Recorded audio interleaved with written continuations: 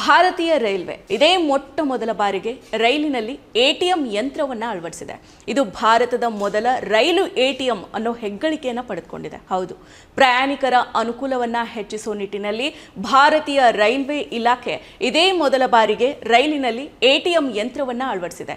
ಈ ನೂತನ ಯೋಜನೆಯಿಂದ ಜನರು ರೈಲಿನಲ್ಲಿ ಪ್ರಯಾಣ ಮಾಡುವಾಗಲೇ ಜನರಿಗೆ ಬ್ಯಾಂಕಿಂಗ್ ಸೇವೆಗಳನ್ನು ನೀಡೋದಕ್ಕೆ ಈ ಕ್ರಮವನ್ನು ಕೈಗೊಳ್ಳಲಾಗಿದೆ. ಹಾಗೆಯೇ ಜನರು ಕೂಡ ಬ್ಯಾಂಕಿಂಗ್ ಸೇವೆಗಳನ್ನು ಇದರಿಂದ ಪಡೆದುಕೊಳ್ಳಬಹುದು.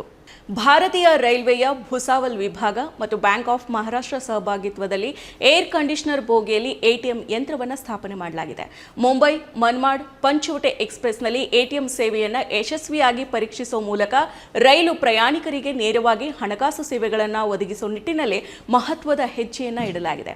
ಈ ವಿನೂತನ ಕ್ರಮ ಪ್ರಯಾಣಿಕರಿಗೆ ಹೆಚ್ಚಿನ ಅನುಕೂಲವನ್ನು ಒದಗಿಸುವ ಜೊತೆಗೆ ರೈಲ್ವೆಯ ಟಿಕೆಟೇತರ ಆದಾಯವನ್ನು ಕೂಡ ಹೆಚ್ಚಳ ಮಾಡಲಿದೆ.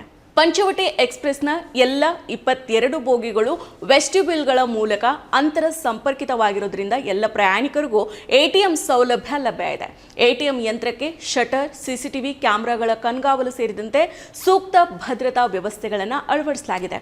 ಈ ನೂತನ ಎಟಿಎಂನಿಂದ ಪಂಚವಟಿ ಎಕ್ಸ್ಪ್ರೆಸ್ನ ಪ್ರಯಾಣಿಕರಿಗೆ ಮಾತ್ರವಲ್ಲದೆ ಮುಂಬೈ ಹಿಂಗೋಲಿ ಜನಶತಾಬ್ದಿ ಎಕ್ಸ್ಪ್ರೆಸ್ನ ಬೋಗಿಗಳು ಇದಕ್ಕೆ ಜೋಡಣೆಗೊಳ್ಳೋದ್ರಿಂದ ಅದರ ಪ್ರಯಾಣಿಕರಿಗೂ ಕೂಡ ಅನುಕೂಲ ಆಗಲಿದೆ ಅಂತ ನಿರೀಕ್ಷೆ ಮಾಡಲಾಗಿದೆ.